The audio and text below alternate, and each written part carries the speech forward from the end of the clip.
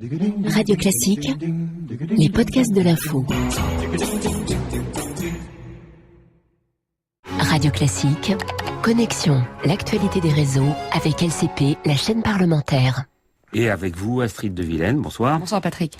Les annonces de Manuel Valls ne plaisent pas à certains députés socialistes qui le disent sur Twitter. À peine la déclaration de Manuel Valls terminée, Christian Paul, député de l'aile gauche du PS, a dégainé ce message. Le groupe socialiste a découvert dans un silence total les annonces du gouvernement. Elles sont inacceptables en l'état, tant sur le fond que sur la forme. Michel Pouzol, autre député PS, nous donne même plus de précisions.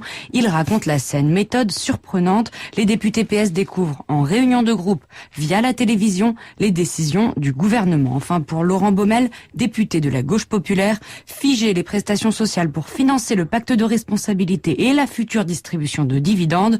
Bonjour la gauche, ironise l'élu d'Indre-et-Loire. Et parmi les sympathisants cette fois-ci, et dans les médias, quelles sont les premières réactions en ligne? Chez les militants, on s'agace de cette situation. Certains s'étonnent de la réaction des députés socialistes comme accro au direct à haine. Le député PS qui vote la confiance, puis s'indigne des annonces de Valls, il pensait quoi? Que les 50 milliards seraient pris au MEDEF. Plus virulent encore, Mehdi Ouraoui, ancien directeur de cabinet d'Harlem Désir, message amical à nos députés. Le courage, ce n'est pas de faire des tweets, c'était de ne pas voter la confiance et seuls 11 l'ont eu, rappelle-t-il. Enfin, parmi les journalistes, Rémi Godot, rédacteur en chef à l'Opinion, analyse. Manuel Valls est à deux doigts de l'austérité sans vraie réforme structurelle. Et pour le journaliste au Figaro, Marc Landré, les 50 milliards de Valls ressemblent au coup de rabot des plans Fillon de 2011. La droite va avoir du mal à hurler. Alors justement, à droite, est-ce qu'au moins on se satisfait de ces annonces? Pas sûr. Hein. Non, même pas. Gel des prestations sociales, gel des retraites, gel du point d'indice, mais aucune vraie réforme, dénonce Éric Ciotti.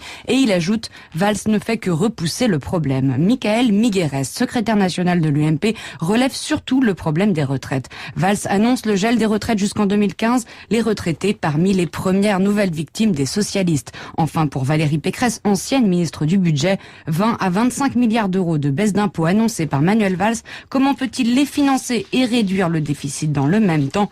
Tout est flou, conclut l'élu des Yvelines. On va en parler dans 2 secondes avec le grand spécialiste à droite, justement, Éric Woerth, l'ancien ministre du Budget. Radio Classique, l'invité du soir.